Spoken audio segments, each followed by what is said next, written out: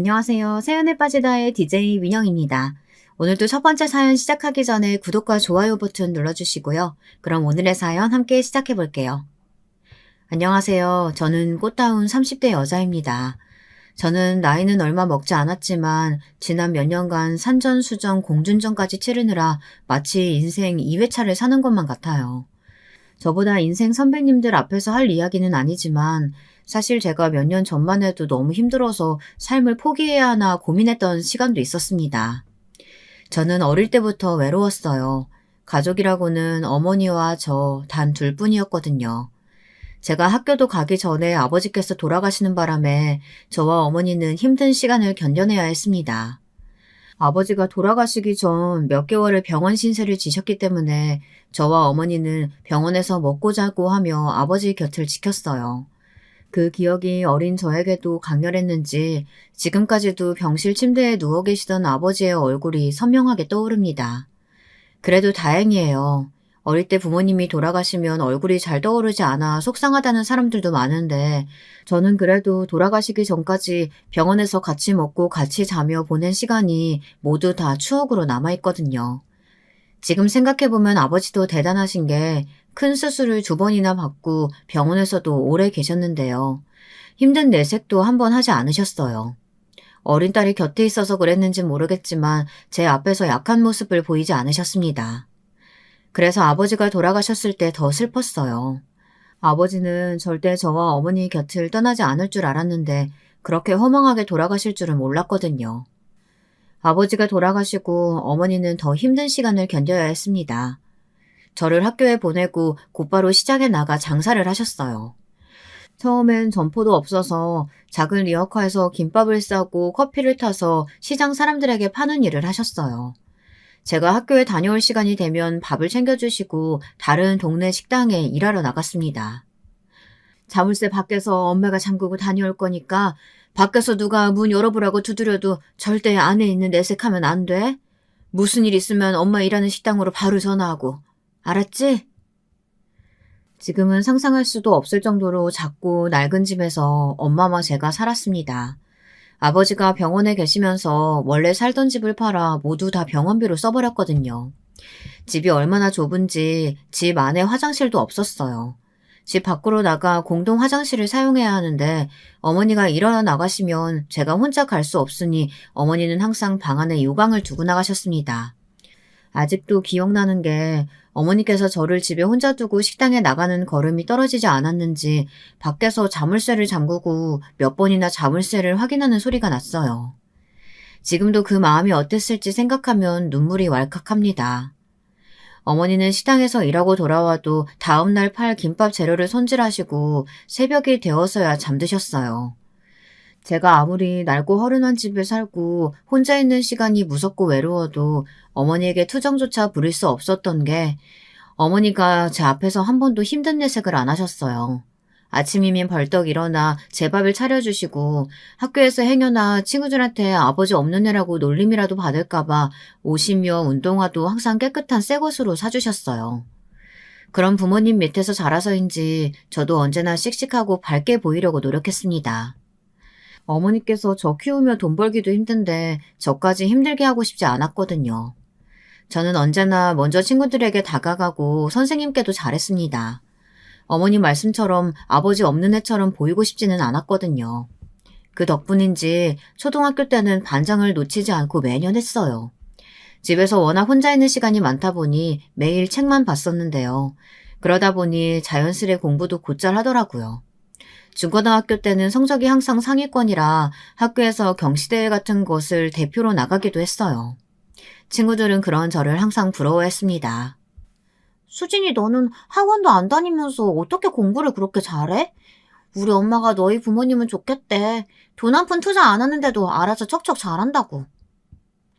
친구들뿐이 아니라 친구들의 부모님들마저도 저를 대견해했어요. 초등학교 때부터 고등학교를 졸업할 때까지 학원 한 번 다니지 않았었는데요. 저는 항상 전교 1, 2등을 놓치지 않았으니까요. 처음부터 그랬던 건 아니지만 언젠가부터 저는 아버지가 안 계시다는 이야기를 굳이 먼저 하지 않았습니다. 집이 가난하다는 이야기도 하지 않았습니다. 집에 친구들도 잘 데려가지 않았어요. 가난이 창피해서라기보다 다른 사람들이 꼭 저와 같은 생각을 하고 사는 게 아니라는 사실을 알게 된 이후부터는 가난을 숨겼습니다. 제가 공부도 잘하고 반장, 부반장을 놓치지 않고 하면 다들 부러워하던 친구들도 우리 집에 놀러 갔다 가면 이상하게 저를 안쓰럽게 생각하더라고요. 네가 왜 그렇게 악착같이 공부하나 했더니 집안 사정이 좋지 않으니까 그런 거였구나. 네가 성공해서 집안 일으키려고. 그치? 아버지가 안 계시다고? 아이고, 어린 게 얼마나 고생이 많았어. 어머니 혼자 너 키우느라 고생하셨겠다. 네가 공부 열심히 해서 엄마 호강시켜드려야 돼. 분명 다 저를 위하는 말인데 어쩐지 저는 듣기 싫었습니다. 제가 말하지 않아도 본인들 마음대로 제 상황을 걱정하며 안쓰럽게 생각하는 게 자존심이 상했어요. 선생님들도 마찬가지였어요. 처음엔 공부도 잘하고 성실하다고 예뻐하시던 분들도 우리 집 사정을 알고 나시면 좀 달라지시더라고요. 어머니는 김밥과 커피를 팔아 번 돈으로 학교 근처 시장에 분식집을 차렸습니다. 작은 가게였지만 어머니는 뿌듯해하시며 열심히 일했습니다. 그 모습을 보고 자란 제가 쉽게 기죽을 리 없었어요. 어머니의 씩씩함이 저의 삶의 원동력이 됐습니다. 어머니가 아무리 먹고 살기 바쁘셔도 그렇지. 그래도 수진이 네가 명색이 반장인데 너희 어머니 학교에 너무 신경 안 쓰시는 거 아니니? 1학기 반장 어머니는 학교 행사 때마다 오셔서 도와주셨는데. 엄마가 가게 하시느라 바쁘셔서요. 다음에 간식이라도 한번 보내달라고 말씀드릴게요. 저도 처음 들었을 땐 당황하고 창피했습니다. 대놓고 다른 아이들 부모님과 비교당하는 것 같아 기분이 좋지 않았거든요. 하지만 그것도 한두 번이지 매번 듣다 보니 면역이 생기더군요. 제가 어떻게 이야기하면 선생님들이 대충 하고 넘어가실지 알게 됐어요. 어머, 수진아, 누가 보면 내가 너한테 간식 사오시라고 말한 줄 알겠다. 요즘 절대 학교에서 학부모님들한테 그런 거 요구 못해. 내 말은 그래도 네가 반장인데 어머님이 학교 일에 너무 관심이 없으신 것 같아서 그런 거야. 모든 선생님이 그랬던 건 아니지만 우리 집 사정을 뻔히 아시면서도 어려운 요구를 하시는 분들도 계셨어요. 아버지가 안 계시다고 여러 번 말씀드렸는데도 진학 상담 때마다 어머니가 못 오시면 아버지라도 오시라고 하라고 호통치시던 분까지 있었죠. 제가 아무리 긍정적으로 씩씩하게 살아보려고 해도 아버지 없이 가난하게 사는 건 항상 녹록지 않았습니다. 성인이 돼서도 마찬가지였어요. 남들은 뭐든지 쉽게 쉽게 해내는 것 같은데 저에게는 인생이 그렇게 호락호락하지 않았습니다. 약대 2학년을 다니는 중에 어머니께서 유방암에 걸리셨어요. 저는 학업을 중단해야 했습니다. 당시에도 주변에서는 말이 많았어요. 그 좋은 대학을 다니다 그만두면 어떡하냐고 했죠. 어머니도 마찬가지였고요. 이 어미가 못나서 딸내미 앞길을 망치는구나. 엄마 혼자 다 알아서 할 수 있어. 그러니까 제발 학교는 졸업해. 어머니는 제가 학교를 그만두면 병원에도 가지 않을 거라고 고집을 피우셨어요. 그 정도로 제가 학업을 그만두지 않기를 바라셨습니다. 하지만 어쩔 수 없었어요. 어머니를 돌볼 수 있는 가족이라고는 저밖에 없었으니까요. 평생 저 하나만 바라보시고 키우느라 본인 몸은 돌볼 새도 없이 살아오신 어머니를 혼자 둘 수는 없었습니다. 더군다나 병원비도 만만치 않았습니다. 수술까지는 어머니께서 모아두신 돈으로 어떻게든 해결했지만 자꾸만 암이 이곳저곳으로 전이됐어요. 수많은 검사와 본격 항암 치료를 받게 되자 병원비를 감당하기가 어려웠어요. 그런 상황에서 저까지 학자금 대출을 받을 수는 없었습니다. 저는 이런저런 걱정이 많았지만 우선 어머니를 하루라도 빨리 낫게 하는 게 급선무였으니 어머니께 일절 돈 이야기는 하지 않고 간호에만 신경 썼습니다. 저는 결국 학교로 다시 돌아가지 못하고 취직을 했어요. 약사가 되지는 못했지만 그래도 제약회사에 들어가 사무보조 업무를 했습니다. 많지 않아도 제가 나가서 돈을 벌기 시작하니 그래도 어머니 병원비를 감당할 수 있었어요. 사회생활을 하다 보니 제가 지금까지 세상을 너무 모르고 있었다는 사실을 알았습니다. 어머니의 빈자리가 어느 때보다 크게 느껴졌어요. 돈 벌기 힘든 건 물론이었고 살림하기도 쉽지 않더라고요. 출근하면서 어머니 병원에 왔다 갔다 하며 간호까지 하려니 정신이 없었습니다. 그렇게 몇 년을 버텼어요. 많지 않은 월급으로 생활하고 남은 돈은 조금씩 저축까지 했습니다. 매일매일이 정신없이 돌아갔지만 그래도 마음만은 행복했습니다. 아버지는 병원에 그렇게 오래 계셨어도 결국은 저와 어머니의 곁을 떠나셨지만 어머니는 치료만 받으면 충분히 사실 수 있다는 게 다행이라고 생각했어요. 어머니는 정말 대단한 분이세요. 병이 완치가 되자마자 곧바로 또 가게에 나가셨습니다. 어머니 사정을 아신 건물 주인분이 어머니가 병원에 계신 동안 월세를 일절 받지 않아서 곧바로 가게를 다시 시작할 수 있었어요. 그때 처음 알았습니다. 세상에 저와 어머니 둘뿐만은 아니라는 걸요. 그 전까지는 항상 이 세상에 어머니와 저뿐이라고 생각했거든요. 어머니도 완치되고 집안 상황도 조금씩 나아지니 저도 연애도 하게 되고 결혼 생각도 들더라고요. 사실 그전까지는 저에게 관심을 보이는 사람이 있어도 전혀 마음이 움직이지를 않았어요. 처음엔 다 좋다고 하다가도 우리 집 사정을 알게 되면 마음이 달라질 거라는 마음이 항상 있었거든요. 그러다 남자친구를 만났어요. 남자친구는 직장에서 알게 된 사람이었는데 약사 자격증이 있는 제약회사 연구원이었어요. 처음에 남자친구가 저에게 호감을 보였을 때 저는 남자친구를 멀리했습니다. 저와 남자친구는 조건이 맞지 않는다고 생각했거든요. 저도 약대를 다니기는 했지만 졸업을 하지 못했기 때문에 엄연히 고졸이었고 회사에서도 말단 직원이었어요. 남편은 연구원이었고요. 거기다가 저는 집안 사정도 넉넉지 않았어요. 어머니 병원비를 내느라 집도 이사해 당신은 투룸 월세를 살고 있었거든요. 남자친구는 제 사정을 다 듣고도 상관없다고 했습니다. 남자친구는 저를 행복하게 해줄 자신이 있다고 했어요. 하지만 그 마음은 오래가지 않았습니다. 저도 처음엔 남자친구를 믿었어요. 워낙 제 앞에서 자신 있게 말했거든요. 그런데 처음 남자친구네 집에 인사를 갔을 때 알았습니다. 남편은 정말 저와 결혼해서 행복하게 살 생각만 있었지 자신의 부모님이 어떤 분인지는 생각지도 않았던 거죠. 대부분 남자들이 그럴 거예요. 세상 시어머니들이 다 시집살이를 시켜도 자신의 어머니는 절대 그러지 않을 거라는 이상한 착각 속에 살죠. 제 남자친구가 딱 그랬습니다. 남자친구는 제가 인사 가기 전까지 부모님께 저에 대한 정보를 일절 이야기하지 않았더라고요. 그래서 제가 처음 인사 갔을 때 얼마나 당황했는지 몰라요. 남자친구의 부모님께서 제가 자리에 앉자마자 어느 대학을 나왔는지부터 물어보시더라고요. 저는 순간 당황했지만 그래도 어른들 입장에서는 당연히 궁금해하실 것 같아 차분하게 대답했습니다. 그런데 제가 대학을 졸업하지 못했다고 말하자 남자친구의 부모님께서는 난색을 하시더군요. 요즘같이 개나 소나 다 대학 가기 쉬운 세상에 도대체 무슨 깡으로 대학도 졸업 못했어? 그래도 용케 취직이 됐네. 엄마, 무슨 말을 그렇게 해. 수진이가 졸업 못했어도 나랑 같은 약대 출신이야. 약대 출신은 무슨? 졸업도 하고 자격증도 따야 약대 출신이라고 할 수 있는 거지.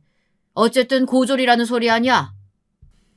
지금까지 고졸 사원으로 살면서 대학을 졸업하지 못한 일에 대해 주변에서도 무수히 많은 이야기를 들었지만 남자친구의 부모님을 만났던 바로 그날이 저에게도 가장 당황스러웠던 날인 것 같아요. 제가 무슨 큰 잘못이라도 저지른 것처럼 구신이 할 말이 없더군요. 하지만 저는 무슨 말이라도 해야 할 것 같아 애써 분위기를 맞춰보려 노력했습니다. 당시에 어머니께서 유방암으로 투병 생활을 하고 계셔서 제가 간호를 해야 했어요. 그래서 학교도 졸업 못했습니다. 저는 사실대로 말씀드렸습니다. 그러자 질문은 꼬리에 꼬리를 물고 이어지더군요. 아버지랑 다른 형제들은 뭘 하고 대학생 딸내미가 엄마 간호를 해? 준수 씨가 저에 대해 전혀 이야기를 안 했나 봐요. 저희 아버지 어릴 때 일찍 돌아가셨어요. 형제도 없어서 어머니랑 저 둘뿐이에요. 뭐? 홀어머니랑 단둘이 산다고? 거기다가 유방암? 어머머머, 암이면 무조건 유전되는 거잖아. 엄마, 그게 무슨 소리야. 물론 암은 유전될 확률이 많지만 그렇다고 100% 걸리는 건 아니야. 매년 건강검진하고 잘 관리하면 돼. 이야기는 제가 예상하지 못한 방향으로 흘러갔습니다. 저도 남자친구의 부모님께서 제가 고졸이라는 것과 홀어머니의 외동딸이라는 것까지 마음에 안 들어 하시는 것 정도는 어느 정도 이해할 수 있었습니다. 그런데 어머니의 투병 사실까지 들먹이시며 이야기하시는데 정말 손이 다 떨리더군요. 그날 저는 마음이 상해서 집에 돌아왔어요. 그리고 그날 저녁 남자친구에게 연락이 왔는데 부모님께서 저를 며느리감으로 마음에 들지 않는다고 하셨답니다. 저도 예상했던 일이지만 막상 직접 들으니 상처가 되더군요. 드디어 사랑하는 사람을 만나 행복한 가정을 만들고 살 꿈에 불풀어 있었는데 시작부터 무너지니 아무리 긍정적으로 생각하려고 해도 마음이 잡히질 않더군요. 남자친구는 어떻게든 부모님 마음을 돌리겠다고 했지만 저는 기분이 좋지 않았습니다. 저에게 워낙 잘하고 저희 집 사정까지 다 이해해주는 남자친구에게는 고마웠지만 이미 저에 대한 마음이 좋지 않으신 남자친구 부모님께서 남자친구가 결혼하겠다고 우긴다고 그 마음이 달라지실까 싶었습니다. 더군다나 진심도 아닌데 억지로 저를 받아주신다고 그 결혼 생활이 행복할 수 있을까 걱정도 됐고요. 남자친구의 부모님을 만나고 나서 저는 결혼을 망설일 수밖에 없었습니다. 제가 남자친구와의 결혼을 망설이고 있다는 걸 안 남자친구가 성급하게 굴었어요. 저와 절대 헤어질 수 없다며 결혼을 밀어붙였습니다. 부모님이 반대하셔도 저와 결혼하겠대요. 부모님과 연을 끊어도 말이죠. 저는 그럴 수 없었습니다. 저 때문에 부모 자식 간의 연을 끊게 할 수는 없었어요. 그렇다고 남자친구와 헤어질 수도 없었습니다. 고민 끝에 마지막으로 남자친구의 부모님 마음을 돌려보기 위해 제가 노력해보기로 했어요. 눈에 보이는 조건들이야 마음에 안 드실 수 있죠. 저에 대해 다 아시는 게 아니니까요. 제가 어떤 사람인지 차차 아시다 보면 마음이 달라지실 수 있을 거라고 기대했습니다. 저는 남자친구의 부모님 눈에 들기 위해 최선을 다했습니다. 우선 결혼 이야기는 접어두고 남자친구의 부모님과 친해지는 데 힘썼어요. 남자친구도 함께 노력했지만 생각처럼 쉽지만은 않았습니다. 한 번은 이런 적도 있었어요. 남자친구의 어머님 생신이 다가온다고 해서 회사 근처 맛집을 예약했어요. 남자친구에게 듣기로는 어머니께서 해산물을 워낙 좋아하신다고 하더라고요. 저는 점심시간에 백화점까지 들러 선물까지 샀습니다. 어머니께서 좋아하신다는 브랜드까지 미리 알아내 새로 나온 신상 지갑을 샀어요. 저로서는 여러모로 무리한 거지만 자주 있는 일도 아니고 생신이시니 이 정도는 할 수 있다 생각하고 기쁜 마음으로 준비했습니다. 그런데 모두 다 제 마음 같지는 않더군요. 미리 주문한 식사가 서빙됐는데 어머니께서 생신인데 미역국을 못 드셨다고 하시더라고요. 저는 마음이 쓰여 미역국도 함께 주문했습니다. 그런데 어머니께서 미역국을 딱 한 술 뜨시더니 미간을 확 구기시더군요. 저는 신경이 쓰여 맛이 없으시냐고 물었습니다. 생일상은 자고로 손맛이 중요한 건데 남이 끓여준 미역국이라 그런가 영 맛이 없네. 이래서 엄마는 딸이 있어야 돼. 아들만 줄줄이 줄이니 평생 미역국 한 그릇 제대로 못 얻어먹는다니까. 남자친구의 어머니는 갑자기 하소연을 늘어놓으셨습니다. 아들만 둘이라 집안에 여자가 없어서인지 결혼하고 지금까지 누구한테도 미역국을 얻어먹은 적이 없으시대요. 저도 속으로는 그게 왜 아들만 있어서인가 남편한테 끓여달라고 하면 되지라는 생각을 했지만 그렇게 말할 수는 없었습니다. 오히려 이 상황을 기회로 만들어야겠다 싶었어요. 저는 남자친구의 어머니에게 점수를 따기 위해 입 바른 소리를 좀 했습니다. 자기는 어머님 미역국도 한 번 안 끓여드리고 뭐 했어. 어머님, 앞으로 어머님 미역국은 제가 매년 끓여드릴게요. 걱정하지 마세요. 어머, 그래? 수진이가 생각보다 살갑고 센스도 있구나. 식당도 미리미리 예약해놓고 선물도 내가 좋아하는 브랜드라 너무 마음에 들어. 다행히 어머니께서 식당도 선물도 마음에 들어 하셨어요. 엄마에게도 잘 떨지 않는 애교를 남자친구의 어머니에게 하려니 영 민망했지만 그래도 어머니와 한결 친해진 것 같아 기분이 좋았습니다. 그런데 그때 남자친구의 아버님께서 들고 있던 수저를 탁 소리가 나게 세게 내려놓으시더군요. 생일이 뭐가 됐으라고 계속 미역국 타령이야? 며느리가 시어머니 미역국만 끓여주면 다 되는 거야? 으이구, 저여폈네. 자기가 약사 아들 만들었다고 무조건 약국 차려줄 수 있는 처가에 장가 보낸다고 하더니만 그까지 미역국에 홀라당 넘어가는 거 봐라. 가까워졌다고 생각한 건 순전히 제 착각이었습니다. 남자친구 아버님께서는 제 앞에서 당신은 약국을 차려줄 수 있는 며느리를 원한다고 대놓고 말씀하셨습니다. 저는 눈물이 왈칵했지만 애써 꾹 참았습니다. 어쩌겠어요. 남자친구 부모님의 마음에 들기 위해 노력하기로 한 이상 이 정도는 꾹 참아야죠. 하지만 남자친구 부모님 마음에 들기란 약대에 합격하는 것보다 훨씬 더 힘들었습니다. 어느 날이었어요. 퇴근하고 집에 가는데 남자친구 어머니에게 연락이 왔습니다. 어머니께서 저에게 먼저 전화한 것은 처음이라 저는 아무것도 모르고 마냥 너무 기뻤습니다. 그런데 전화를 거신 이유가 생각지도 못한 이유였어요. 수진이, 너 주말에 할 일 없지? 이번 주말에 우리 집에서 김장하는데 와서 좀 도울래? 어머니, 김장 직접 하세요? 와, 대단하세요. 당연히 제가 가서 도와야죠. 아침 일찍 갈게요. 지금 생각해보면 제가 참 철이 없었습니다. 김장하러 오라는 말이 뭐가 좋다고 그렇게 좋아했나 모르겠어요. 하지만 그때까지만 해도 저는 남자친구 어머님께서 저를 이미 며느리로 생각하시니까 김장날 부르신 거라고 생각했어요. 그러지 않고서야 뭐하러 직접 전화까지 해서 저를 부르실까 싶었거든요. 제가 남자친구 집으로 김장을 하러 간다고 하자 남자친구는 걱정이 이만저만이 아니었습니다. 본인은 일이 많아 출근해서 도와주지 못하는데 괜히 혼자 와서 고생하는 거 아니냐고요. 저는 오히려 좋다고 했어요. 남자친구가 옆에서 괜히 거둔다고 제 편을 들어주면 더 불편할 것 같았거든요. 저는 주말이 되자마자 만만의 준비를 하고 남자친구네 집으로 갔습니다. 그런데 말이 좋아 김장이지 이건 뭐 김치 공장이 따로 없더군요. 남자친구네 집은 시골에서 농사지은 배추를 몽땅 다 가져다가 온 식구들끼리 다 같이 김장을 하더라고요. 남자친구의 부모님을 비롯해 남자친구의 고모님 두 분의 작은 아버지 식구들까지 온 식구가 김장하기 위해 모두 다 남자친구네 집으로 오셨더라고요. 시골에서 절여온 배추가 언뜻 보아도 100포기는 되어 보였어요. 집 앞마당에 수북히 쌓인 배추를 보자 정신이 번쩍 뜨였습니다. 남자친구 어머님께서 저를 며느리로 생각하신다기보단 정말 일손이 한 명이라도 귀해서 부르신 건가 싶더군요.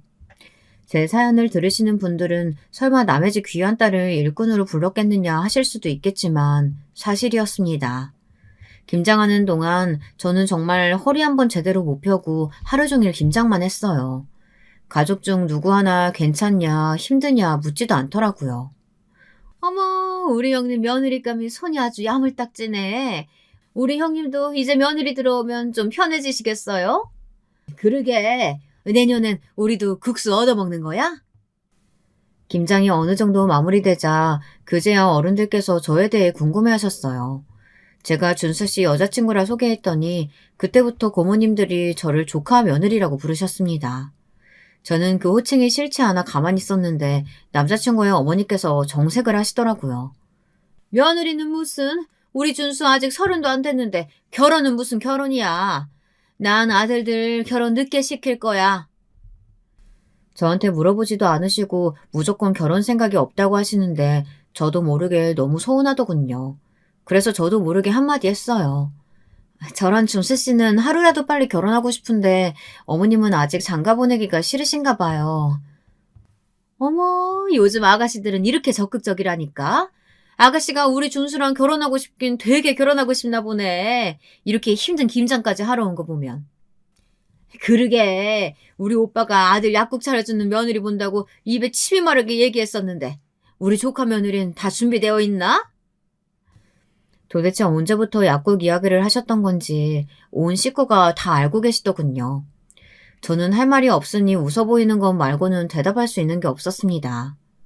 그때였어요. 남자친구의 아버님께서 마음이 뒤틀리시는지 또 괜히 호통을 치셨습니다. 그거 다들 쓸데없는 소리 하지 말고 후딱 마무리나 해. 배고파 죽겠는데 밥도 안 차리고 하루 종일 김장만 할 생각이야? 수진이 너는 그만 너희 집으로 가봐라. 괜히 네가 우리 집 드나들어서 우리 아들 혼삭길 막히겠다. 저는 순간 말문이 턱하고 막혀버렸습니다. 아버님 말 한마디에 마치 제가 남자친구 뒷공무니를 졸졸 따라다니며 결혼하자고 조르는 그런 여자가 되어버렸습니다. 아이고, 일할 사람도 없는데 와서 도와주면 좋지 뭘 또 그래요. 수진아, 저 사람 말 신경 쓰지 말고 이거나 들고 나가서 밖에서 좀 닦아와. 남자친구 아버지의 말씀에 이미 상처를 받고 어안이 벙벙한 저에게 어머님은 대화를 잔뜩 안겨주셨습니다. 해가 지게 생겼으니 빨리 마당에 나가서 닦고 오라는 거죠. 순간 저는 욱해서 품에하는 대화들을 바닥에 다 내동댕이 쳐버릴까 싶었습니다. 이대로 다 던져버리고 결혼이고 뭐고 하지 말자 싶었죠. 그런데 그때 퇴근하고 급하게 달려온 남자친구가 집 안으로 들어오다 부모님이 저에게 하시는 말을 다 들어버렸나 봐요. 남자친구가 노발대발 난리가 났습니다. 엄마, 지금 뭐 하는 거야? 난 수진이랑 다들 친해졌으면 해서 오라고 한 건데 어떻게 내 여자친구를 이런 대접을 할 수가 있어? 저는 남자친구의 말은 아예 들리지도 않았어요. 이미 남자친구의 부모님이 저에게 하신 말로 받은 충격이 가시질 않았거든요. 그날 일로 남자친구가 화가 많이 났는지 부모님 앞에서 선전포고를 하고 말았습니다. 남자친구는 무슨 일이 있어도 저와 결혼하겠다고 했어요. 부모님이 반대하셔도요. 저 지금까지 부모님이 하시는 말씀이면 뭐든지 다 들었어요. 근데 이제는 아니에요. 어머니 아버지가 남의 집 귀한 자식한테 이렇게 무식하게 대하시는 분들인 줄은 몰랐네요. 남자친구는 자기 부모님이 이럴 줄 몰랐다며 너무나 실망했습니다. 처음에 부모님이 저를 반대했을 때는 저를 잘 몰라서 그러시는 거고 저와 가까워지다 보면 분명히 저의 좋은 점을 금방 알아채시고 허락하실 줄 알았답니다. 그런데 이렇게 사람 조건만 가지고 무턱대고 무시하며 반대하실 줄은 몰랐대요. 그날 이후 저는 더 곤란해졌습니다. 남자친구는 불도저처럼 결혼을 밀어붙였어요. 부모님과도 사이가 틀어졌고요. 그때까지만 해도 남자친구는 부모님 댁에 함께 살고 있었는데 집을 나와 아예 독립하겠다고 난리였습니다.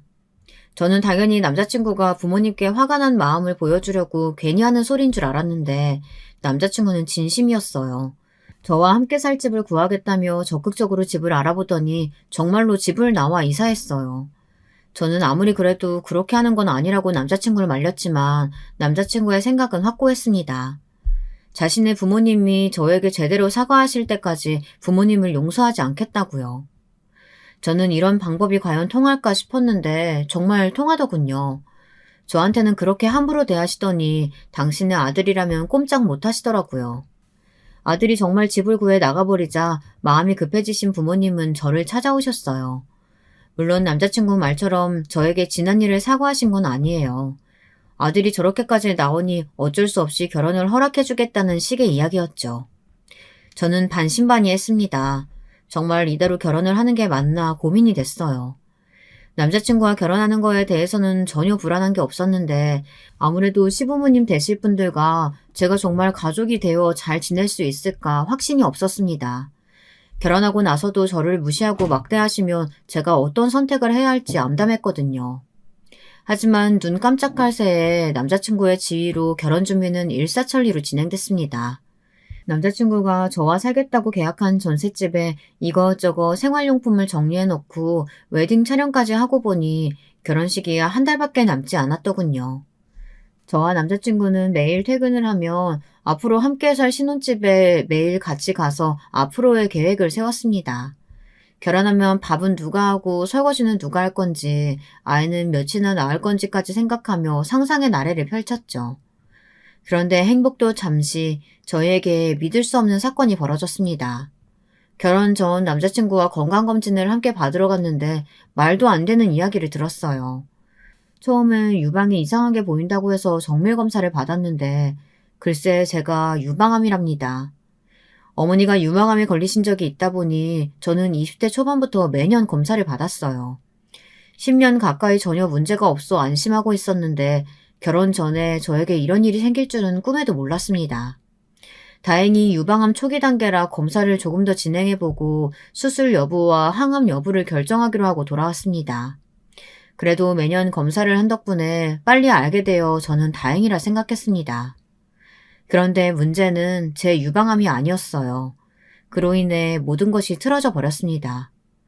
저는 결혼을 한 달 앞두고 파혼했어요. 그런 결정을 할 수밖에 없었던 건 역시나 제가 우려했던 대로 예비 시부모님들은 저를 가족으로 받아들일 생각이 애초에 없는 분들이었다는 겁니다. 물론 결혼을 앞두고 신부가 암에 걸렸으니 좋아할 시댁 식구가 어디 있겠어요. 파혼 이야기가 충분히 나올 수 있는 일이었죠. 하지만 예비 시부모님들의 반응은 정말 제가 예상하지 못했던 반응이었습니다. 예비 시댁에 가기 전부터 저는 어떤 소리를 듣게 돼도 상처받지 말아야지 굳게 마음을 먹고 갔는데요. 남자친구는 시부모님이 어떤 소리를 하든 본인이 알아서 할 테니 저에게 걱정하지 말라고 했습니다. 어머, 거봐, 뭐랬어. 암은 무조건 유전이라니까. 어휴, 그래도 얼마나 다행이니. 결혼 전에 알아서. 이게 다 우리가 열심히 제사 지낸 덕이다. 이건 누가 봐도 조상님이 우리 집안 살려주신 거야. 저는 제 두 귀를 똑똑히 듣고도 제 귀를 의심했습니다. 누가 보면 저에게 좋은 일이라도 생긴 줄 알겠어요. 마치 제가 암에 걸린 게 잘 됐다는 것처럼 들렸습니다. 엄마, 결혼 전에 알아서 다행이라니. 수진이 유방암 걸렸다고 설마 우리 결혼 못하게 하려고 이러는 거야? 얘는 당연한 소리라고 있어. 당연히 결혼은 못하지. 천만 다행으로 결혼식 전에 알았으니 얼마나 다행이야. 지금 당장 파혼해. 내가 말했었죠. 무슨 일이 있어도 수진이랑 꼭 결혼할 거라고. 난 원래 결혼 날짜에 결혼식 올리고 수진이랑 같이 병원 다니면서 치료할 거니까 말도 안 되는 소리 하지 말아요.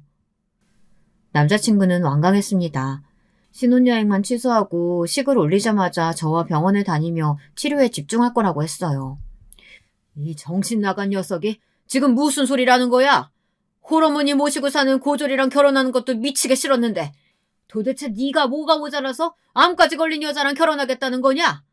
개 같은 소리 하지 말고 당장 예식장부터 취소해.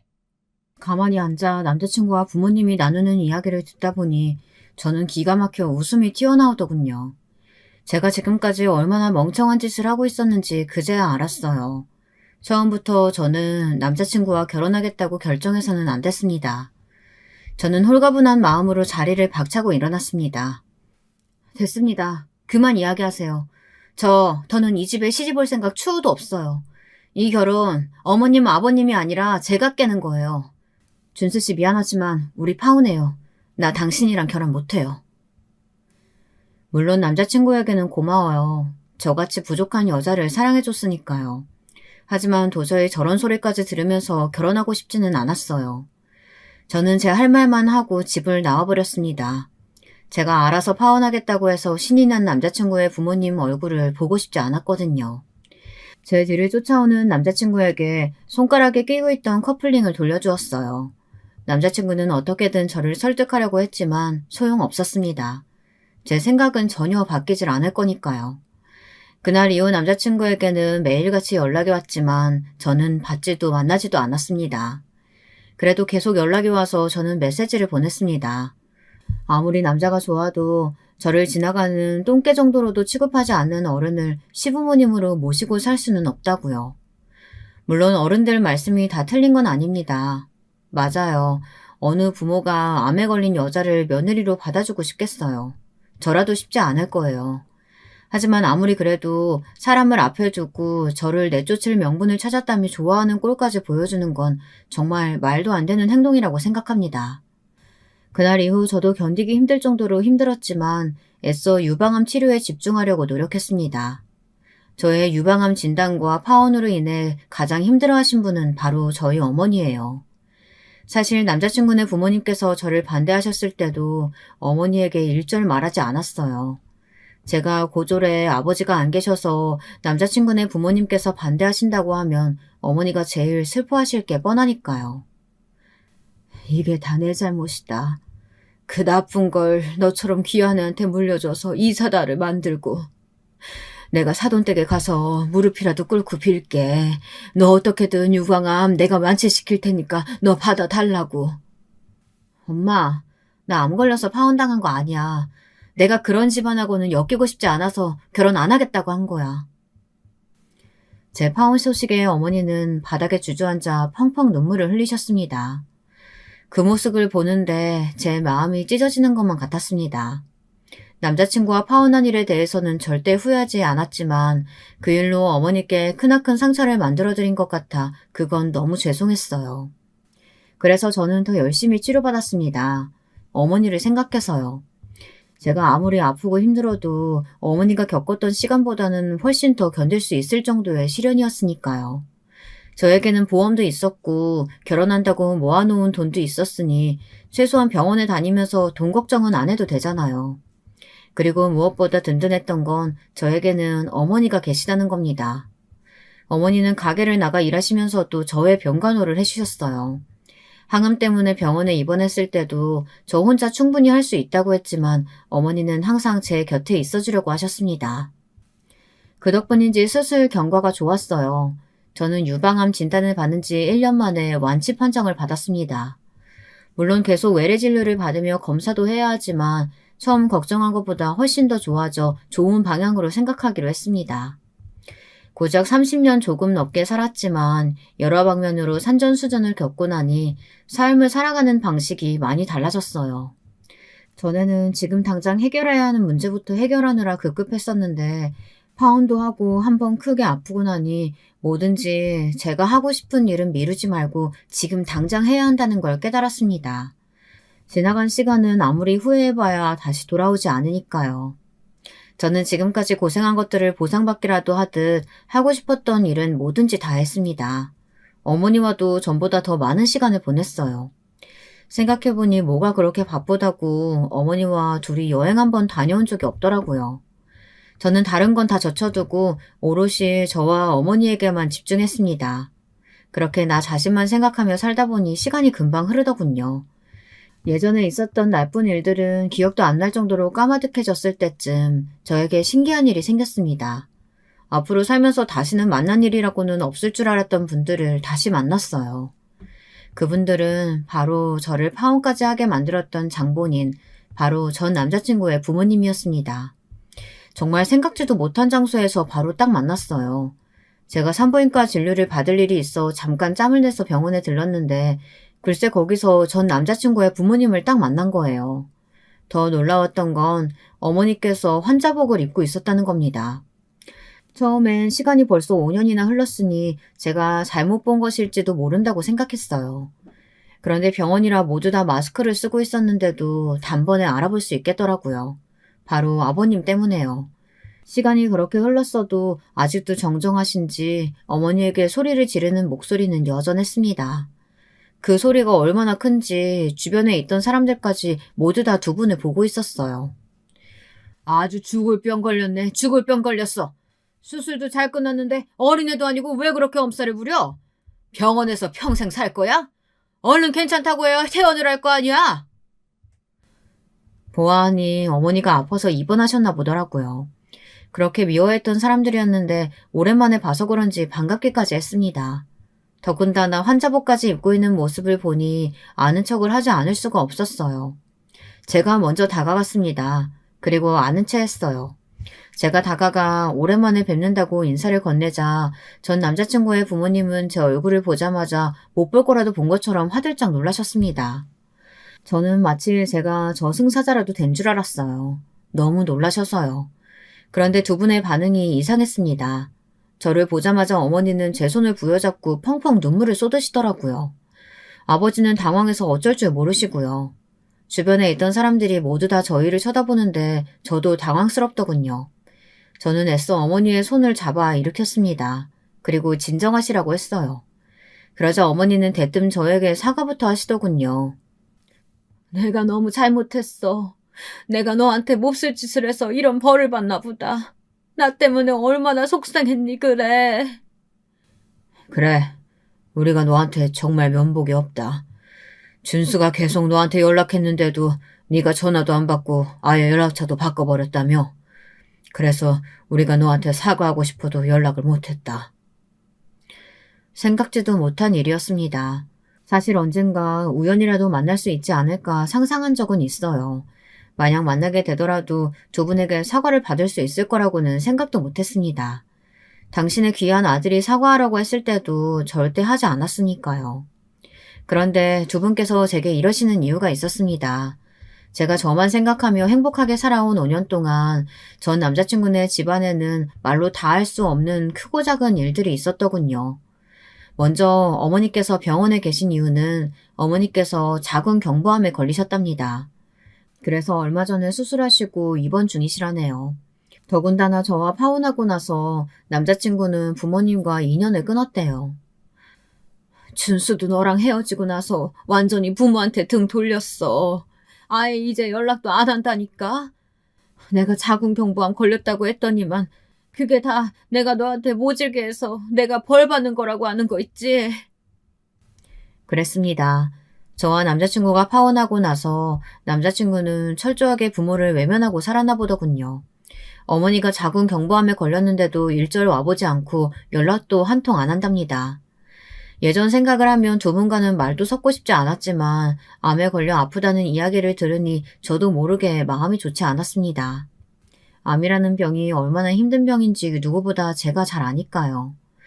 환자도 보호자도 서로 굳게 마음을 먹고 함께 이겨내야 하는 병인데 자식에게 철저히 외면당하면 그거만큼 힘들 게 없을 거예요. 그래도 어머님께는 아버님이 계시잖아요. 지금도 같이 병원에 계신 모습 보니까 그래도 다행이다 싶네요. 다행은 무슨. 수진이 너도 이 인간 알잖아. 어디 마누라 걱정하는 사람이니? 지금도 하기 싫은 거 억지로 하느라 아주 매일 똥 씹은 표정이다. 거기다가 자기도 너한테 그렇게 모진 소리 다 풀어놓고는 아들 집 나가니까 그게 다 무조건 나 때문에 생긴 내 잘못이라고 몰아붙이는데 아휴 내가 아주 질린다니까. 어머, 근데 너는 병원에 무슨 일이야? 이 옆에는 할 말 안 하면 구분을 할 줄 모른다니까. 우리가 지금 수진이 앞에서 푼수 떨 때야? 그러고 보니 수진이 너는 치료 다 끝났냐? 이제 완치된 거야? 누가 보면 오랜만에 반가울 얼굴을 보기라도 한 줄 알겠더라고요. 두 분은 그제야 제 안부가 궁금했는지 제가 왜 병원에 왔는지 물으셨어요. 아직 유방암이 완치된 게 아니냐며 걱정하시면서요. 그래서 사람은 다 자신이 겪어봐야 그게 얼마나 힘든지 아나봅니다. 제가 유방암에 걸렸다고 좋아하시던 게 엊그제 같은데 이제는 제 걱정을 다 해주시니까요. 저 유방암 완치됐어요. 오늘 병원에 온 건 제가 얼마 전에 결혼했거든요. 아이 가지려고 이 병원 산부인과 다니고 있어요. 아무래도 암 걸렸을 때 항암이나 방사선 치료를 받아서 임신 가능할까 검사해 보려고요. 네, 그랬습니다. 저는 작년에 결혼했어요. 저의 굴곡진 인생을 이해해 줄 수 있는 남자가 또 있을까 했는데 다행히도 좋은 사람을 만났습니다. 지금의 남편은 미국에서 오래 생활을 한 사람이라 부모님도 미국에 계세요. 남편 부모님도 저의 상황을 다 아시지만 너무도 감사하게 모든 걸 다 이해해 주셔서 너무 행복한 결혼 생활을 하고 있습니다. 그래서 아이를 낳고 싶다는 생각도 한 거예요. 남편을 닮은 아이를 꼭 갖고 싶거든요. 어머, 그랬구나.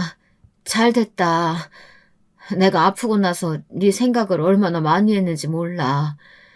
그때 그냥 너를 며느리로 받아줬으면 나한테 이런 일이 생기지 않았을 텐데. 어머니는 여전했습니다. 저에게 미안한 마음을 가지고 있으면서도 여전히 본인 생각만 하셨어요. 그때였습니다. 간호사분이 제 이름을 불러 진료실로 들어가 봐야 하는 상황이었어요. 그런데 아버님께서 저에게 연락처를 물어보시더군요. 우리가 염치 없는 건 알지만 이 사람 암치료 다 끝나면 다시 한번 따로 만날 수 있을까? 그때 만나서 우리가 정식으로 사과하마. 네가 우리를 용서해줘야 준수도 다시 돌아올 거야. 아버님은 꼭 다시 저를 만나고 싶다고 사정하셨어요. 저는 순간 그런 생각이 들더군요.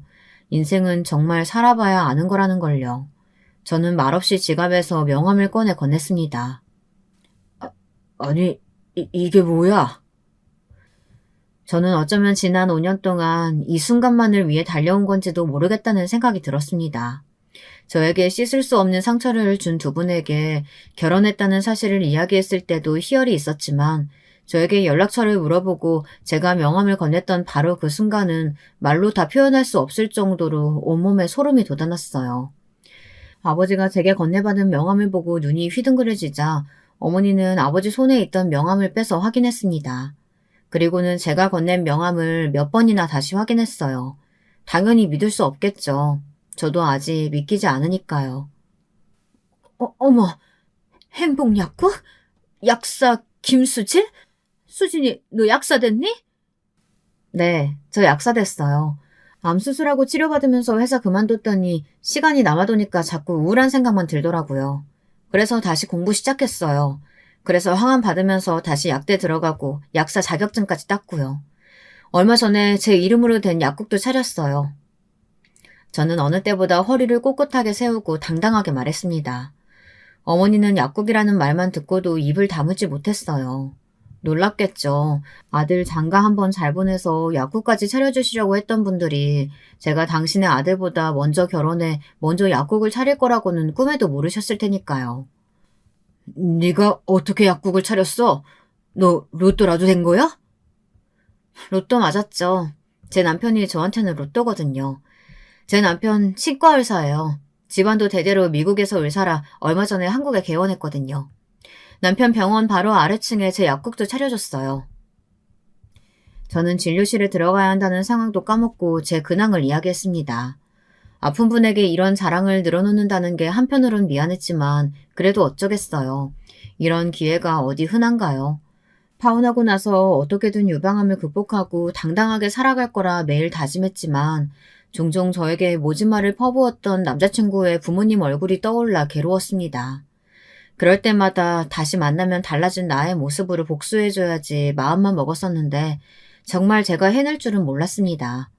제 명함을 보고 어쩔 줄 몰라 하는 두 분의 얼굴을 저희 어머니에게도 보여줄 수만 있다면 꼭 보여드리고 싶었습니다.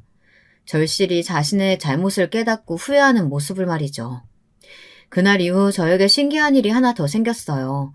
유방암 치료를 하며 먹었던 항생제 부작용으로 몇 년째 먹던 위장약이 있었습니다. 안 먹으면 속이 쓰려서 잠도 못 잘 정도였죠. 그런데 그 약을 딱 끊게 됐어요. 아무래도 가슴 깊숙이 박혀 있었던 서러움을 해소한 게 도움이 됐던 것 같습니다. 그로부터 얼마 뒤 전 남자친구 어머니에게 메시지가 왔어요. 도저히 볼낯이 없어서 전화는 못하겠고 메시지로 대신한다. 지난날 있었던 나의 실수는 잊어주렴. 벌받으며 뼈저리게 반성하고 있단다. 병도 완치됐고 약사도 되고 결혼까지 한 너의 모습 보니 내가 얼마나 아둔한 인간이었는지 다시 한번 깨달았단다. 미안했다. 용서해주렴. 문자 메시지를 읽고 또 읽었습니다. 속이 시원하다기보다는 한숨이 나왔습니다. 가족이 되어서 잘 지낼 수도 있었던 인연인데 누군가의 실수로 한순간에 많은 것이 달라졌으니까요. 저는 답장도 연락도 하지 않았습니다. 그게 저 나름대로 용서였어요. 그리고 마음속으로 어머니께서 얼른 완치하시기를 빌어드렸습니다. 저는 다시 한번 인생이라는 게 참 별나고 살만하다는 걸 깨달았어요. 의도치 않게 다른 방법으로 복수하게 됐지만 그래도 파혼을 하게 된 일로 악착같이 병도 이겨내고 꿈에 그리던 약사도 되었으니 저에게는 꼭 나쁜 일만은 아니라고 생각하기로 했어요. 지금까지 저의 긴긴 이야기 들어주셔서 감사합니다. 병도 이겨내고 새로운 삶을 사는 저를 보시고 여러분들에게도 힘든 일이 있으시다면 모두 다 극복하시길 기도하겠습니다. 여러분의 가정엔 크고 작은 사고도 없이 항상 무탈하시기만을 바라겠습니다. 감사합니다. 안녕하세요. 저는 경기도 안양에 거주하고 있는 40대 여자입니다. 매번 재밌게 듣다가 주변에서 저도 제보하라고 부추겨서 제보하게 됐습니다. 결혼하신 여성분들은 아실 텐데 사실 결혼하고 모이면 하는 말이 다 시댁 얘기잖아요. 저와 친구들도 별반 다르지 않습니다. 만날 때마다 또 오늘은 어떤 시댁이 일을 저질렀을까 기대하며 만날 지경이랍니다. 그중에서 제가 주변에 얘기했을 때 제일 반응이 좋았던 사연을 제보하게 됐어요. 친구들이나 직장 동료들에게 얘기했을 때 이 사연만큼 재밌어하는 사연이 없더라고요. 저도 매번 재밌게 들으면서 웃고 울고 했는데 받은 만큼 돌려줘야 하는 게 인생이잖아요. 그래서 저의 시어머니 얘기를 해보려고 합니다. 시어머니 얘기를 하기 전에 일단 남편하고 어떻게 만났는지 먼저 얘기를 꺼내보도록 하겠습니다. 왜냐하면 사실 남편과 저는 특별하다면 특별한 관계거든요. 요즘 텔레비전이나 인터넷을 보면 연상연하가 이제 흔해졌더라고요. 하지만 제가 결혼할 때까지만 해도 사실 여자가 더 나이 많은 부부가 그렇게 흔하진 않았어요. 있어도 사실 한두 살 정도 차이라 그 정도면 저는 큰 나이 차이는 아니라고 생각합니다. 제가 이렇게 얘기를 꺼낸 이유는요. 저는 남편보다 8살이 더 많기 때문이랍니다. 혹시 여러분 다들 놀라셨나요? 당연히 그럴 수 있다고 저는 생각해요. 안 그래도 제가 남편과의 나이 차이를 말하면 현실에서 반응이 어찌나 다양한지 모르겠어요. 이렇게 생판 모르는 사람의 얘기를 들어도 놀라는데 주변에서 그렇다면 얼마나 놀라겠어요. 저는 덕분에 연애할 때부터 주위의 관심을 정말 많이 받았답니다. 여기서 남편과 어떻게 만났는지까지 얘기하면 더 놀라실 텐데요. 저는 사실 직업이 간호사예요. 그리고 남편은 그 당시에는 대학생이었어요. 제가 대학병원에 입사해서 3년째 일하고 있었는데 그때 저는 응급실에서 일하고 있었습니다. 그러다 남편이 학교에서 축구를 하다가 심하게 다쳐서 응급실로 오게 되었고 그게 저희 부부의 첫 만남이랍니다. 사실 저는 그 당시가 그렇게 생생하게 기억나진 않지만 남편은 아직도 기억이 생생하다고 하더라고요. 아무튼 그렇게 남편은 누가 봐도 저한테 관심이 있다는 것을 티를 냈고 병원에 아무 이유 없이 저만 보러 정말 많이 찾아왔었어요. 저는 그때는 남편이 대학생이고 또 너무 어리니까 잠깐 저러다 말겠지 생각하며 무시했었는데 그 기간이 몇 달이 되고 계속 지속되니까 처음엔 당연히 학생 이러지 말라고 말렸는데 정신 차려보니까 둘이 연애하고 있더라고요. 사실 저는 남편처럼 키도 크고 어리고 잘생긴 사람이 들이대는데 싫다고 할 이유가 없었답니다. 그렇게 저희는 연애를 시작했고 저는 대학생 때도 안 해본 군대 간 남친 기다리기도 해보고 졸업한 지 오래된 우리 학교에 가서 데이트도 하고 굉장히 재밌게 시간을 보냈었어요. 알고 보니 남편과 저는 같은 대학 출신이었고 그러다 보니 8년이라는 나이 차이에도 불구하고 공통점이 많아서 재밌게 지낼 수 있었습니다. 그렇지만 저는 연애가 즐거운 것은 당연했지만 결혼할 생각은 정말 전혀 없었어요. 나이 차이가 8살이나 났기 때문에 남편 집에서 허락해줄지도 몰랐고 무엇보다 친정집이 여유가 많이 없었기 때문이에요. 제가 애초에 간호학과에 진학한 이유도 취업이 보장되는 학과였기 때문이었거든요. 저는 위로 오빠 한 명이 있었는데 오빠도 오래 만난 여자친구가 있었지만 도저히 신혼집을 구할 형편이 아니어서 결혼하지 못하고 있었습니다. 친정아버지는 여기저기 돌아다니시면서 막노동을 하셨고 친정어머니는 식당에서 주방 일을 하셨는데 아무리 벌어도 집에 빚이 많아서 감당되지 않았어요. 원래 이렇게까지 빚이 많은 집은 아니었는데 아버지가 제가 중학생 때 친구한테 보증을 섰다가 집이 폭삭 망해버렸습니다. 그래서 그 뒤로 아버지는 잘 다니던 회사도 그만두시고 어머니도 집에 계시다 밖에 나가서 일을 구하셨었죠. 그걸 그대로 보고 자란 저는 최대한 빨리 대학에 가서 취업하는 게 제 인생의 1순위였어요. 그렇게 살다 보니까 대학생 때 저는 공부하느라 남자친구를 만날 생각도 하지 못했었고 결혼은 아예 생각이 없었어요. 뒤늦게 우연한 기회로 남자친구와 연애를 하긴 했지만 그게 결혼까지 이어질 거라곤 상상도 하지 않았습니다. 또 결혼이라는 게 저희만 좋다고 해서 되는 게 아니잖아요. 양가 부모님 허락도 받아야 하고 결혼은 현실이라는 것을 제 주위 친구들과 직장 동료들의 무수히 많은 경우를 봐서 잘 알고 있었어요. 또 저는 남자친구가 참 착하고 다정한 것은 인정했지만 남자친구는 놀기도 좋아하고 친구도 많아서 술자리도 많았었습니다. 저는 그걸 결혼하고 감당할 자신도 없었고 그때는 남자친구가 취업하지도 못한 상태였어요. 그래서 남자친구가 저에게 졸업하고 결혼하자고 했을 때 단칼에 거절하게 되었습니다. 결혼은 현실이니까 네 취업이 목적이라고 남자친구에게 말했고 저는 혼자 마음 정리를 하고 있었는데 정말 놀랍게도 남자친구는 졸업과 동시에 취업했고 저에게 아주 진지하게 결혼 얘기를 꺼냈었어요. 누나, 우리 진짜 결혼하자. 나는 누나를 응급실에서 처음 봤을 때부터 누나랑 평생을 살고 싶었어. 저는 그때 이미 30대 중반의 나이였고 제 친구 중에선 이미 결혼은 당연하고 아이까지 낳은 친구들도 많았었어요. 아이를 빨리 낳은 친구는 아이가 초등학교에 들어갈 정도였으니까요. 저는 남친을 만나면서도 이 친구와 결혼할 거라고는 생각해 본 적이 없었기 때문에 저렇게 진지하게 말하니까 얼떨떨하면서도 마냥 싫지만은 않았습니다. 저는 능력 있는 사람은 얼마든지 만날 수 있지만 착하고 다정한 사람은 흔하지 않다고 생각하기 때문에 남자친구는 제가 꿈에 그리던 남편감이었죠. 그래서 저는 네가 좋다면 우리 한번 결혼을 추진이나 해보자 했고 양가 부모님에게 사실을 알렸는데 양가에선 두 쪽 다 반대를 심하게 하셨어요. 사실 제가 그때 당시 친정의 실질적 가장이었는데 제가 결혼하면서 독립하게 되면 생활비를 예전처럼 주지 못하니까 친정에서는 반대하신 거죠. 부모님도 부모님이지만 친오빠도 되게 반대를 심하게 했었는데 본인도 결혼을 안 했는데 왜 네가 결혼하냐는 이유였습니다. 하지만 저도 할 말이 많았던 게 저는 간호사로 일하면서 제 용돈을 제외한 나머지는 다 부모님께 드렸었는데 오빠는 그 나이가 되도록 제대로 된 직장을 잡지도 않았었어요. 그래서 오래 만난 언니와 결혼을 못하고 있었는데 저한테 저러니까 반발심이 생겨서 오히려 빨리 결혼해서 집을 떠나고 싶은 마음이 들었죠.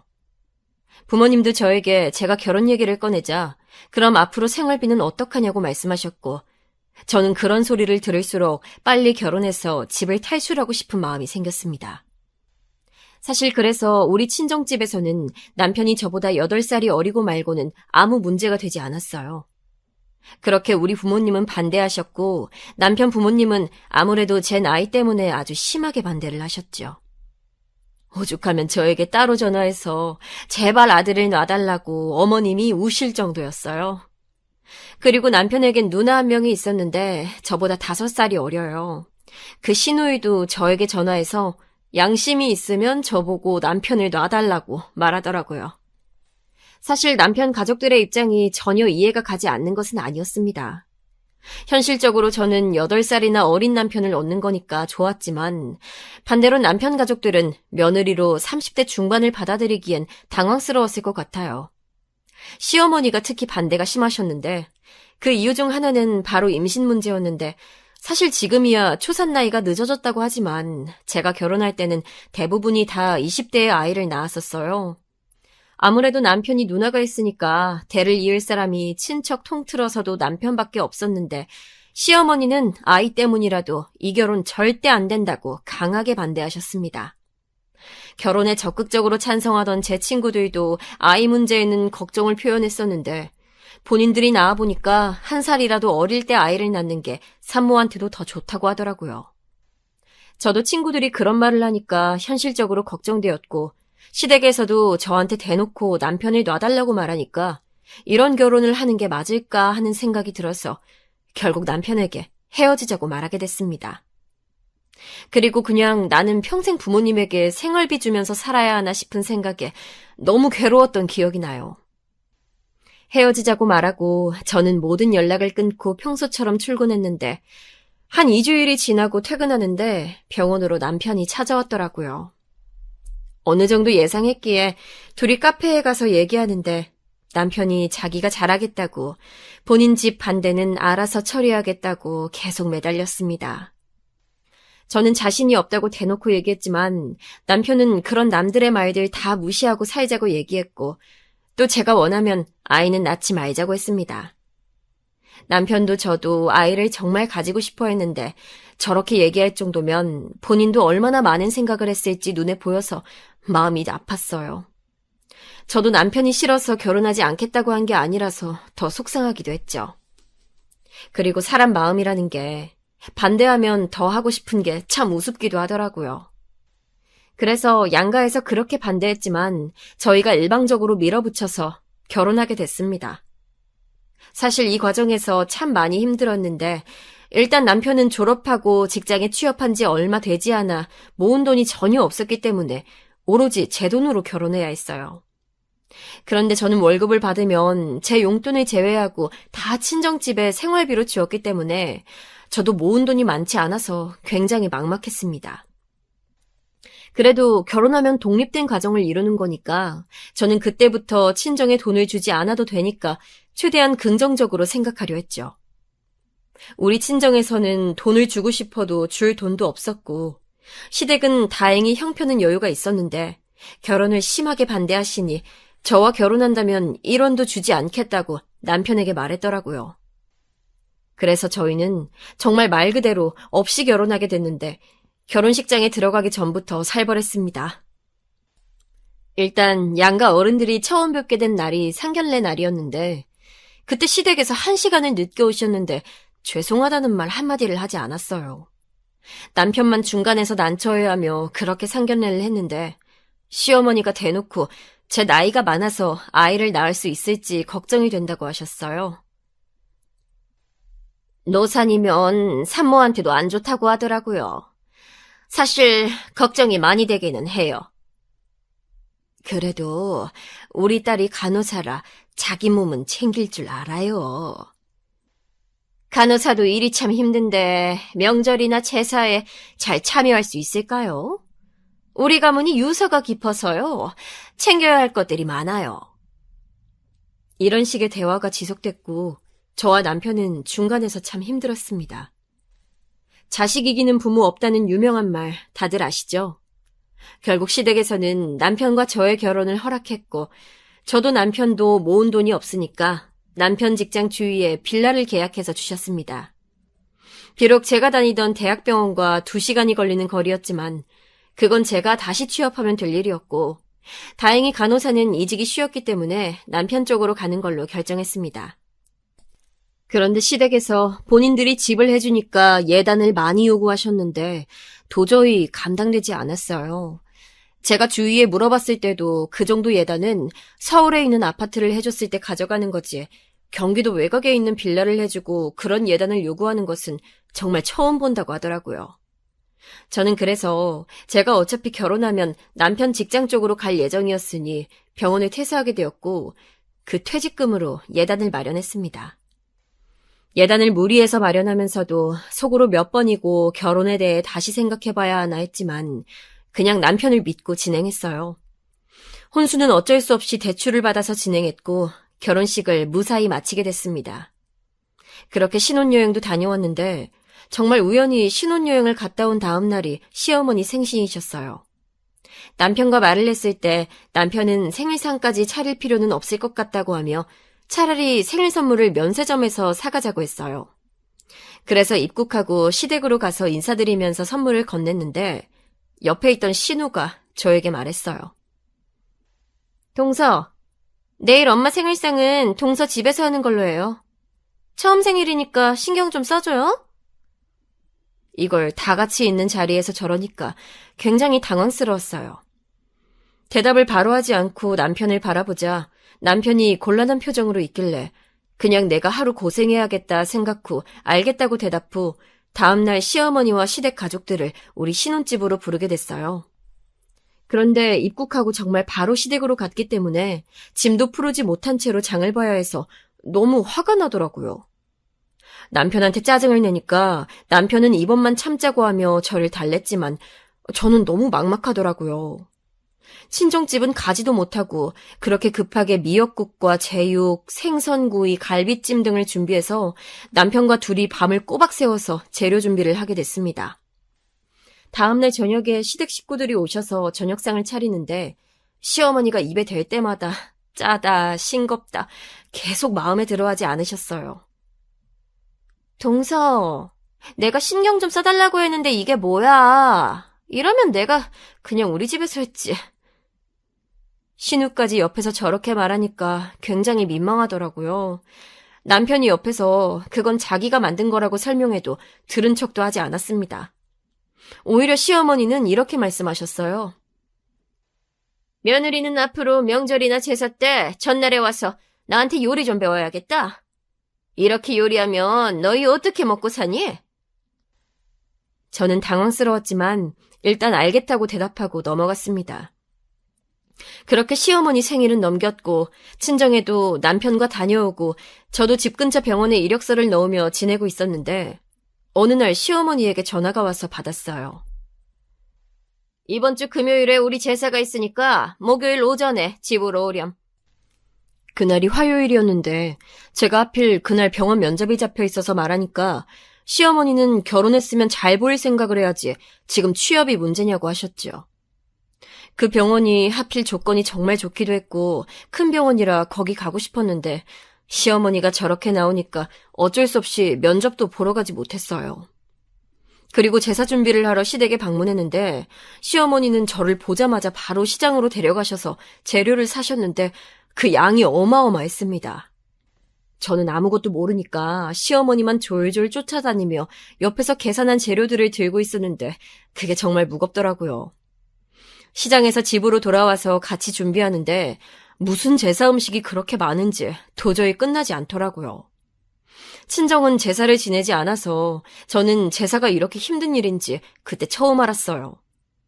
친구들이 결혼하고 명절 때마다 남편이랑 싸운다고 너무 힘들다고 할 때도 저는 공감이 안 돼서 그냥 위로만 했었는데 이제야 왜 친구들이 그렇게 명절 후유증이 심한지 깨닫게 됐죠. 저를 제일 슬프게 했던 것은 시댁 제사가 정말 많다는 사실이었습니다. 무려 1년에 제사가 16번이었는데 거기에 명절과 생신까지 합치면 시댁에 못해도 달에 두세 번은 방문하게 되는 일정이었죠.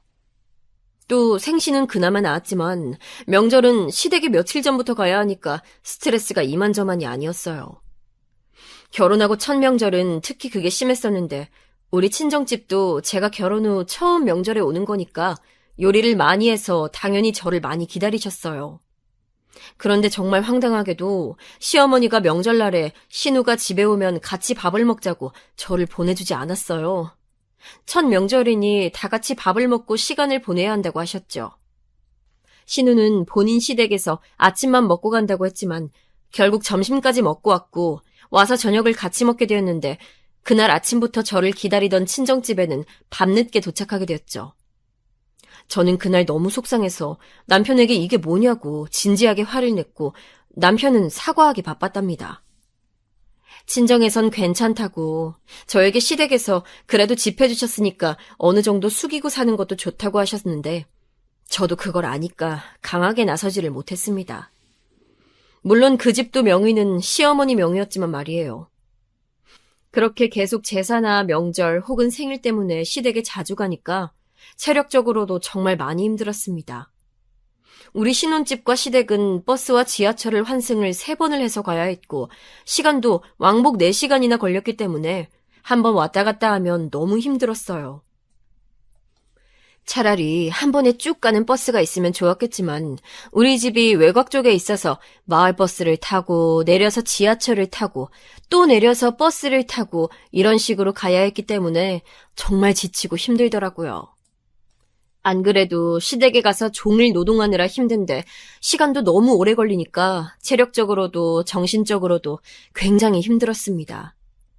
남편과 같이 가면 차를 타고 가니까 괜찮았지만 보통 전날에 미리 가서 준비하는 것은 혼자 갔기 때문에 저 혼자 가야 했어요. 이런 식으로 시댁에 일주일에 한 번은 가야 했기 때문에 제 취업은 자연스럽게 하지 못하고 있었습니다. 그러다 보니 현실적으로 남편의 월급으로만 생활해야 해서 너무 경제적으로 힘들었고 저도 다시 병원을 알아봤어요. 집 앞에 있는 작은 내과에 지원했고 합격해서 일을 나갔는데 제사가 다가와서 제가 먼저 연락해서 시어머니에게 말했죠. 어머니, 제가 출근해서 이번에는 미리 못 갈 것 같아요. 대신 집에서 어느 정도 준비해서 당일에 갈게요. 저도 몇 번 해봐서 뭐를 준비해야 하는지 이제 알아요. 얘가 시댁 무서운 줄 모르네? 너희 사는지 그건 누구 명의야?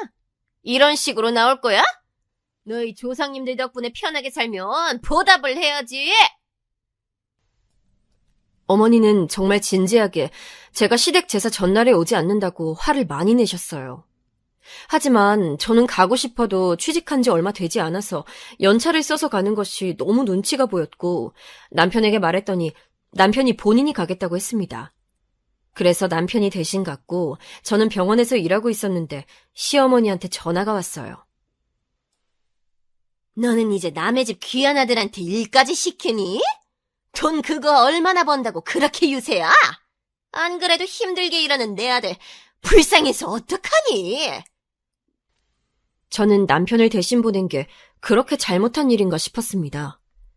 어차피 본인 조상인데 오히려 조상님들은 며느리보다 손주가 직접 요리 준비하는 게 더 좋지 않을까요? 저만 그렇게 생각하는 걸까요? 이 밖에도 시어머니는 제가 일을 시작하고 유독 계속 뭐라 하시는 게 컸어요. 저는 아무리 생각해도 제가 돈을 벌어서 빨리 같이 모아서 아파트로 이사가는 게 제일 좋은 방법 같은데 시어머니는 제가 일하는 게 마음에 들지 않는 모양이었죠. 그래도 명절이나 제사 때 빠지지 않고 늘 참석하려고 일부러 교대 근무가 없는 일반 내과병원에 취직했는데 시어머니는 그것조차 마음에 들지 않으셨나 봐요. 제가 취업하고 시댁에 가면 늘 저에게 이렇게 말씀하셨어요. 우리 아들 밥은 제대로 챙겨주고 있니? 우리 아들이 아침밥은 꼭 먹어야 하는데 너 출근한다고 안 챙기고 그러면 안 된다. 알겠니? 청소는 제대로 하는 거지? 출근한다고 집안일 안 하고 그러면 안 돼. 조상님들 보기 부끄러워. 저는 제가 일을 구했다고 해서 집안일을 하지 않거나 남편 밥을 챙겨주지 않은 적이 없는데 시어머니는 저만 보면 저렇게 말씀하시더라고요. 심지어 남편에게 저 몰래 빨래는 어떻게 하고 있냐고 엄마가 좀 도와줄까 말씀하시는 것까지 들었답니다. 또 시어머니가 얄미웠던 게 하나 더 있는데 바로 저는 생선을 먹지 않거든요.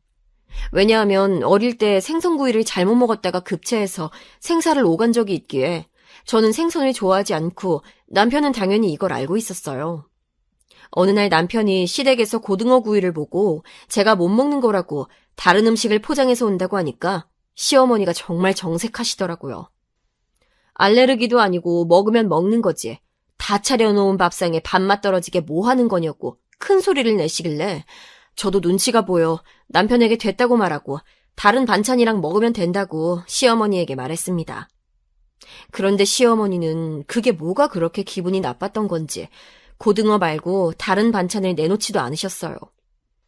저는 다른 것도 아니고 먹는 것으로 저렇게 나오시니까 너무 서글퍼서 저도 모르게 눈물을 흘렸는데 분위기를 망친다고 시어머니는 더 역정을 내셨고 남편은 시어머니에게 왜 그러냐고 소리 지르고 시누는 남편에게 왜 엄마한테 소리를 지르냐고 하고 정말 난리가 아니었습니다.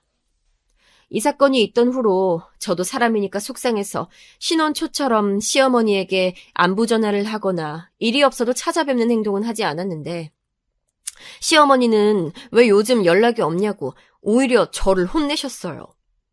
그러면서 혹시 고등어 때문이냐고 화를 내시면서 그깟 생선이 뭐라고 시댁을 우습게 하냐고 8살이나 많으면 철이 들어야지 남편 무서운 줄 모른다고 하시더라고요. 저는 제가 생선을 못 먹는 거랑 남편 무서운 줄 모르는 게 무슨 상관인지 이해가 가지 않았지만 너무 역정을 내시길래 그냥 일단 죄송하다고 사과를 했지만 정말 이건 아직도 이해가 가지 않았습니다. 그런데 제가 이때 너무 신경을 많이 썼는지 머리가 너무 아프고 또 몸이 좋지 않아서 내과에 방문했었는데 의사 선생님께서 조심스럽게 저에게 산부인과를 가보라고 하시더라고요. 혹시나 하고 방문했는데 산부인과 의사 선생님께서 제가 임신을 했다고 말씀하셨어요. 저는 너무 놀라서 남편에게 바로 전화해서 상황을 알리고 친정엄마에게도 사실을 알렸습니다. 그리고 남편과 다시 가서 검진했는데 정말 임신이 맞다 하셨어요. 저와 남편은 생각지도 못한 아이가 생기니까 너무 기뻐서 얼마나 둘이 부둥켜 안고 울었는지 모르겠습니다. 계속 얘기했듯 저는 남편보다 8살이나 많았기 때문에 아이 생각은 잠시 접어두고 있었고 그것 때문에 시어머니가 저를 그렇게 괴롭히셨는데 아이가 생기니까 이제 잘 지낼 수 있지 않을까 생각도 들고 정말 기뻤습니다. 시어머니는 제가 임신했다는 사실을 알리자 정말 놀라셨지만 그렇다고 제사나 명절에 안 부르진 않으셨어요. 시아버지도 감정 표현이 그렇게 다양하신 분은 아니었는데 제가 아이를 가지니까 눈에 띄게 많이 좋아하시는 걸 보고 저도 뿌듯한 마음이 들었습니다. 시어머니는 제가 임신하고 시아버지도 그렇고 남편도 저를 더 챙기니까 그게 또 싫었는지 평소와 똑같이 일을 시켰는데 남편이 그러지 말라고 하니까 또 삐지셨더라고요. 그렇게 되면 집안 분위기가 안 좋아지니까 저는 그냥 제가 조금 더 고생하면 되니까 말리고 예전과 같이 일하고는 했었습니다. 친정에서도 제가 아이를 가질지는 전혀 예상하지 못했었기 때문에 저에게 없는 살림에 소고기도 보내주시고 전복구이도 해주시고 어디서 들었는지 비타민이나 영양제를 사서 가지고 오셔서 저한테 선물로 주셨어요. 그렇게 양가에서 온갖 집중을 받으며 저도 갑자기 온 행운에 기분이 좋아 태교를 열심히 하고 있었는데 정말 저에게 왜 이런 일이 생겼는지 모르겠지만 저는 유산을 하게 되었습니다. 저는 임신하고도 계속 일을 하고 있었는데 그날은 눈이 정말 많이 오는 한겨울이었어요. 집에서 나가기 전부터 오늘 조심해야겠다 생각했는데 아니나 다를까 출근하다가 병원 바로 앞에서 발을 헛디뎌서 크게 넘어지게 됐죠. 넘어지면서도 이렇게 넘어지면 여파가 크겠다 생각이 들 정도로 심하게 넘어졌는데 정말 떼굴떼굴 굴러서 머리부터 발끝까지 오한이 올 정도로 정신을 잃고 크게 다치게 되었습니다. 다행히 지나가던 행인분들이 도와주셔서 응급실로 갔다고 들었는데 저는 눈을 떠보니까 병원이었고 이미 아이는 잃은 후였습니다. 이때의 충격은 정말 지금 떠오르는 것조차 힘들 정도로 큰 충격이었고 저는 한동안 너무 슬퍼서 종일 울면서 지냈던 기억이 납니다. 친정 부모님께선 제가 크게 다치지 않은 게 정말 다행이라고 하셨지만 저는 너무 속상해서 남편을 끌어안고 엉엉 울며 지냈었는데 시어머니가 저한테 하신 말씀이 아직도 기억이 나요. 노산이라 다시 아이 가지기 힘들 텐데 어떡하니? 그러게 왜 일을 한다고 해서 이 사단을 만들어? 몸 관리 잘하는 것도 중요한데 이게 뭐니? 저는 이 말을 듣고 너무 속상해서 남편에게 결혼하고 가장 크게 화를 내었고 남편도 시어머니에게 그렇게 말할 거면 말 자체를 하지 말라고 소리를 질렀습니다. 하지만 저는 이 사건으로 인해서 시어머니에게 잘 보일 필요가 없구나라고 깨닫게 되었고 그 뒤로는 필요한 일이 아니라면 절대 먼저 연락하지 않게 되었습니다. 물론 몸 관리도 중요하지만 제가 넘어지고 싶어서 넘어진 게 아니잖아요. 그리고 저한테 직장의 의미는 돈을 버는 수단을 넘어서 자아 실현에 대한 것도 있었는데 시어머니는 제 직업에 대해 전혀 존중해주지 않으셔서 속상했던 것도 있었어요. 저는 힘들게 간호학과에 가서 간호사로 일하면서 자부심이 넘쳤는데 시어머니는 제가 마음에 들지 않아서였는지 항상 제가 일한다는 것 그 자체를 좋아하지 않으셨거든요. 병원에서 일하면 위험하지 않냐고, 임신하기 힘들 것 같다고, 그만두라고 계속 그러셨지만 저는 소중한 제 직업을 그만두고 싶지 않았기 때문에 한 귀로 듣고 흘렸고 시어머니는 그게 마음에 안 드셨나 봐요. 아무튼 그렇게 유산을 하고 저는 한동안 너무 힘들어서 남편에게 정말 많은 의지를 하게 됐어요. 남편은 조급해하지 말고 천천히 다시 아이를 가지자고 했지만 저는 빨리 아이를 가져서 이 아픔을 최대한 빨리 잊고 싶은 마음이 들었습니다. 그런데 너무 간절히 원해서 그런 걸까요? 다음 아기는 도저히 찾아오지 않아서 한동안 마음고생이 정말 심했었어요. 그리고 설상가상으로 왜 힘든 일은 한 번에 찾아오는 건지 이해가 가지 않지만 남편은 잘 다니던 직장을 그만두게 되었습니다. 본인이 잘못해서 사직을 한 건 아니었고 직장이 부도가 나서 구조조정으로 직원들이 강제로 일자리를 잃었는데 저희 부부는 아직도 이 시기를 우리 부부의 암흑기라고 부를 정도로 정말 힘든 시기였어요. 저는 아이를 잃고 직장에 다닐 수가 없어서 그만뒀는데 그렇게 그만두자마자 남편이 실직하니까 저라도 일을 해야 하는 상황이 오게 됐습니다. 남편은 본인 잘못으로 회사를 그만둔 게 아니라서 충격이 컸는지 바로 재취업을 하진 못했어요. 저도 사정이 너무 안타까워서 뭐라 하지도 못하고 그냥 아픈 마음을 가지고 병원을 알아보는데 아무래도 교대 근무를 피하고 병원 자리를 알아보니까 한정적이고 급여가 줄어서 현실적인 경제적 문제로 남편과 많이 힘들어했죠. 남편은 몇 달만 쉬고 바로 일을 구하겠다고 어른들 걱정하시니까 양가 부모님에게 실직 사실을 알리지 말자고 저에게 말했고 저도 그 말에 동의해서 남편이 실직했다는 사실은 비밀로 하고 저는 일을 구하게 됐습니다. 아이를 가지고 싶었지만 일을 하니까 힘들기도 하고 또 제가 가장이니까 부담감도 크고 마음이 편하지 않아서 아이가 빨리 찾아오진 못했습니다. 아이가 도저히 생기지 않아 제가 너무 조급해하니까 남편이 괜찮다고 천천히 준비하자고 했지만 저는 빨리 이 힘든 시기를 보내려면 아이가 생겨야 한다고 생각했어요. 산부인과도 자주 가고 주변 지인들에게도 말하면서 최대한 임신이 잘 되게 해보려고 노력했지만 제가 아무래도 나이가 있으니까 자연 임신은 힘들 것 같다 다들 말하더라고요. 제가 간호사니까 주변에 의학적으로 도움을 주실 수 있는 분들이 많았는데 저에게 진지하게 아이를 가지고 싶으면 차라리 병원에 가서 도움을 받는 게 가장 빠른 방법이라고 말씀해 주셨어요. 그래서 남편과 같이 난임 전문병원에 가서 상담도 받고 결국 시험관으로 아이를 준비하게 되었습니다. 비용도 생각보다 비쌌지만 저는 그래도 아이를 꼭 가지고 싶었기 때문에 그렇게 진행하게 됐죠. 남편과 같이 병원에 다니면서 약속을 한 게 있었는데 바로 아이를 가지고 안정기가 될 때까지 양가 부모님에게 알리지 말자는 것이었어요.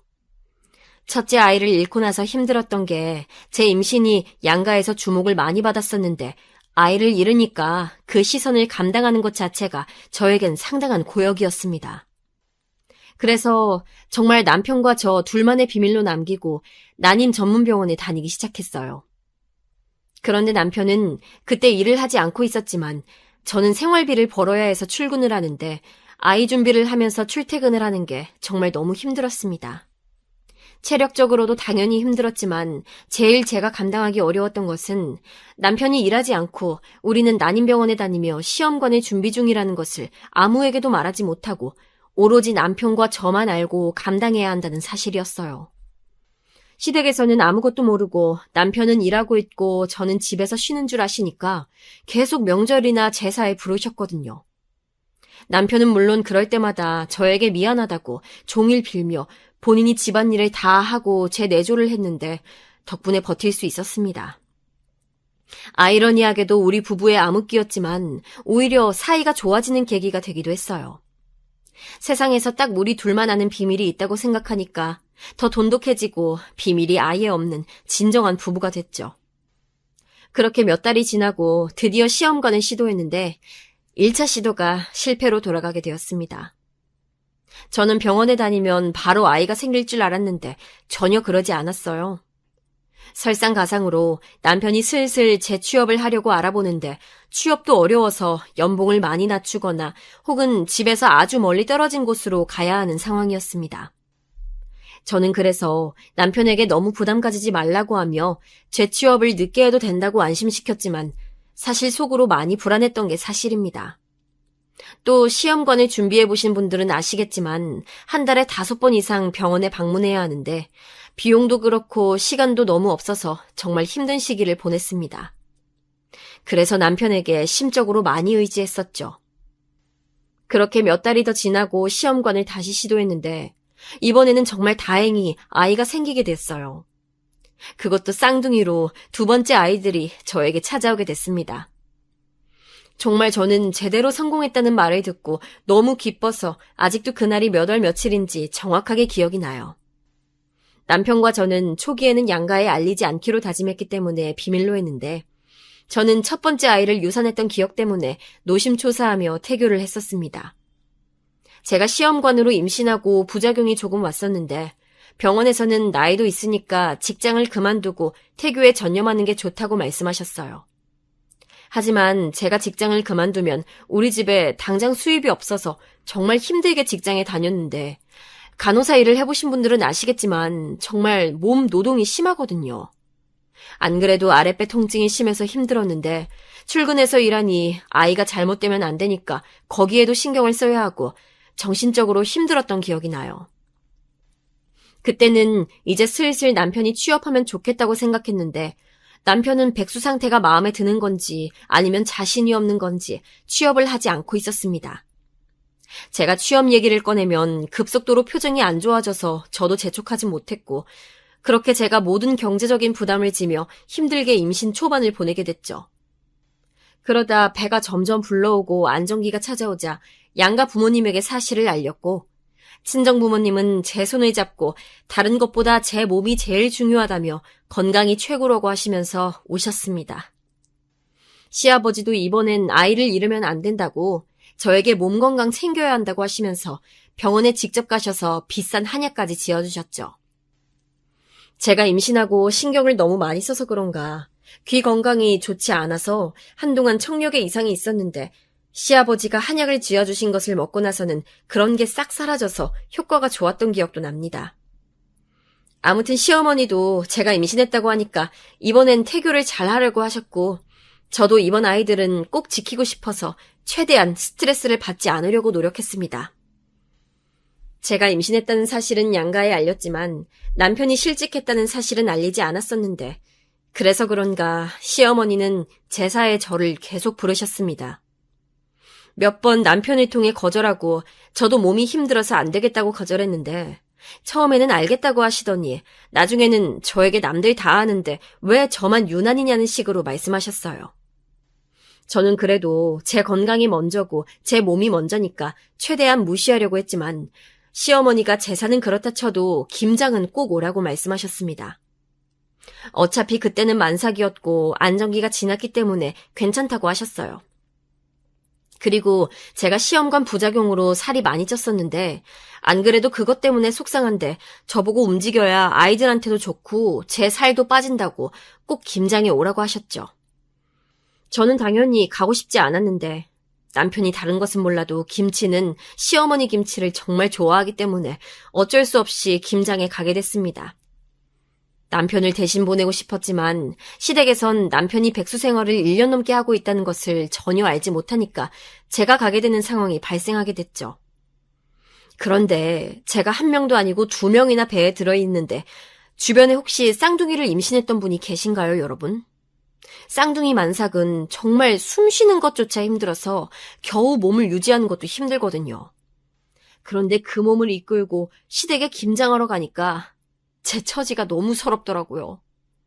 또 시댁까지 거리는 어찌나 먼지, 대중교통을 이용하면 가다가 출산이라도 할 것 같은 기분이 들었어요.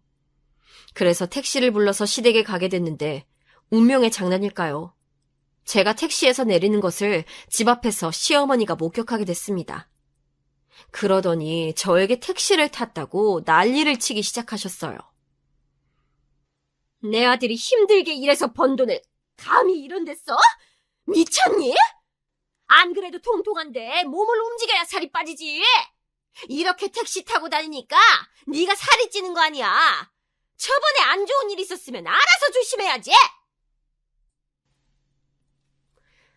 저는 제가 택시 탄 게 그렇게 잘못한 건지 이해가 가지 않아 일단 진정시키려고 했는데 시어머니는 뭐가 그렇게 기분이 나쁜지 길거리 한복판에서 저에게 온갖 육두문자를 쓰며 소리를 지르셨습니다. 저는 그때 정말 신혼 때부터 당해왔던 저에 대한 무시와 온갖 서러움이 파도처럼 한 번에 몰려와서 저도 모르게 크게 소리를 지르게 됐습니다. 네 잘난 아들 1년 동안 백수야. 택시 탄 돈? 이거 내가 뼈 빠지게 일해서 벌은 내 돈이야. 뭐라고? 백수라고? 이게 무슨 소리니? 네 아들 회사 망해서 일 안 한 지 지금 1년 넘었어. 그리고 네가 뭔데 나한테 이렇게 욕해? 언제는 내가 나이 많아서 임신 못한다고 난리치더니 막상 임신하니까 챙겨주지는 못할 망정. 뭐? 너 미쳤어? 이게 시댁 무서운 줄 모르고 뭐 하는 거야? 내가 그러라고 너한테 집 해줬어? 없는 살림 나아지게 해줬더니 어디서 큰 소리야? 아, 됐어. 그럼 이혼해. 나 너 때문에 이혼할 거야. 애는 알아서 내가 키운다. 도저히 나도 이렇게는 못 살아. 저는 제가 그렇게 남한테 화를 내본 적이 없었는데 한번 얘기 물꼬가 터지니까 입에서 술술 나오더라고요. 그러면서 바로 남편한테 전화해서 네 엄마 때문에 도저히 못 살겠다고. 너 1년 동안 백수 생활했던 거 내가 출근해서 다 걷어줬더니 돌아오는 건 이런 대접이냐고 화를 냈고 남편은 부랴부랴 시댁에 왔습니다. 저는 물론 남편과 이혼하고 싶은 생각은 전혀 없었지만 시댁과 인연을 끊을 생각은 많았기 때문에 굽히지 않고 시어머니에게 계속 말했고 시어머니는 급기야 길바닥에 앉아서 신세한탄을 하기 시작했습니다.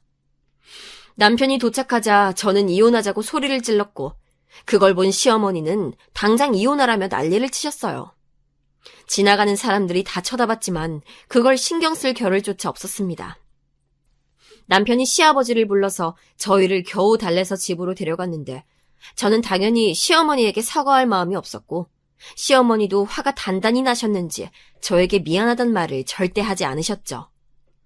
시아버지와 남편이 중간에서 돌아가면서 말렸지만 저와 시어머니는 절대 굽히지 않았고 결국 그대로 김장은 시작도 하지 않고 저희는 집으로 돌아왔습니다.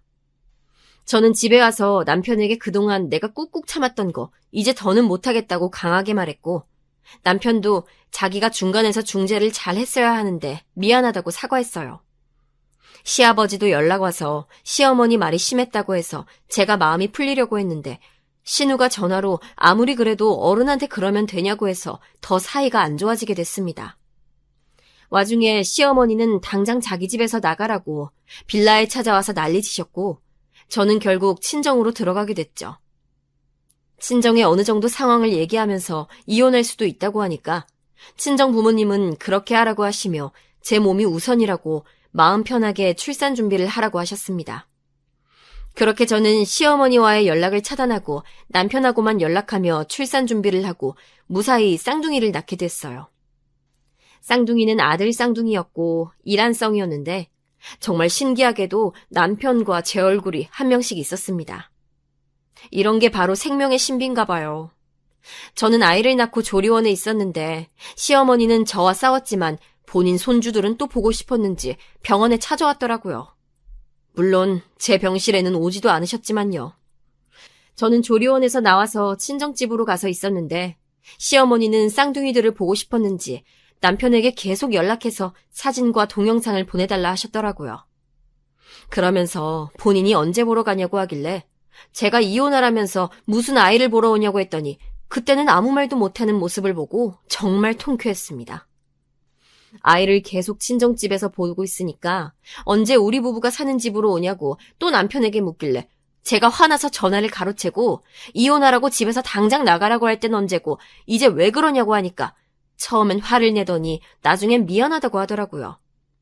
저보고 이혼은 없던 걸로 하고 다시 사이좋게 지내자고 하는 걸 보니까 아이를 낳길 잘했다는 생각이 들었습니다. 그래서 저도 한 수 접고 집에 다시 돌아가서 시어머니가 부르는 제사나 명절에 전혀 참여하지 않고 아주 행복하게 제가 하고 싶은 대로 하면서 잘 살게 됐어요. 가끔가다 시어머니가 저를 화나게 하면 저도 지지 않고 아이들을 보여주지 않았는데 효과가 아주 좋더라고요. 사실 일부러 그런 것도 맞지만 쌍둥이라서 그런가 육아하는 게 보통 힘든 일이 아니었습니다. 지금도 힘들지만 저 때는 정말 제 몸이 한계인 게 속상할 정도였어요. 이런 걸 다행이라고 말을 해야 하는지 모르겠지만 남편이 그때까지도 백수여서 많이 도와줘서 그나마 견딜 수 있었습니다. 저도 사실 김장하러 갔을 때 시어머니에게 너무 막말했기 때문에 과연 이 사이가 다시 좋아질 수 있을까 걱정을 하기도 했었는데 아이를 낳고 나니까 그런 걱정이 싹 사라져서 신기한 마음이 들었어요. 그리고 남편은 쌍둥이가 돌이 지나자 다시 재취업에 성공했고 저도 그 이후로는 잠시 쉬면서 육아에 전념하고 있습니다. 이제는 시댁에서 아무리 저를 괴롭혀도 눈 하나 깜짝하지 않고 무시할 수 있게 돼서 얼마나 통쾌한지 모르겠어요. 시어머니가 남아선호 사상이 심해서 본인 아들을 너무 사랑해서 저를 미워했던 건데 그 남아선호 사상이 손주들에게까지 가니까 수틀리면 아이를 보여주지 않는 방법으로 복수를 통쾌하게 하고 있습니다. 또 제가 간호사로 신생아실에 있었던 적이 있어서 다행히 어렵지 않게 아이들을 키울 수 있어서 제 직업이 다시 한번 좋아지게 됐고요. 남편도 다시 일하고 저도 아이들을 키우면서 얼마나 행복한지 모르겠어요. 사연을 보내려고 그동안 있었던 일을 쭉 적는데 그걸 어떻게 견뎠는지 새삼 대단하다 생각도 들고 한편으론 더 그러지 않아도 되니까 후련하기도 하네요. 저도 없이 결혼하면서 아이까지 생기지 않아서 눈치가 보여서 그렇게 행동했었는데 지금 와서 생각해보면 굳이 저렇게까지 하지 않아도 될 일이었는데 말이에요. 제가 너무 굽히면서 들어가서 시어머니가 더 그렇게 기고만장했던 것 같기도 하고요. 그래도 그렇게 속 시원하게 지르니까 마음에 있던 응어리들이 사라지는 기분이 들더라고요. 뭐 어떻게 보면 시어머니 덕분에 마음 편하게 친정에서 쉬면서 출산할 수 있었기 때문에 이건 고마워해야 하는지도 모르겠습니다. 아무튼 힘든 시기를 같이 보내서 그런가 남편과의 사이는 아주 좋고 저는 현실에 만족하며 잘 살고 있고 두 아들을 육아하는 재미로 인생을 살고 있습니다.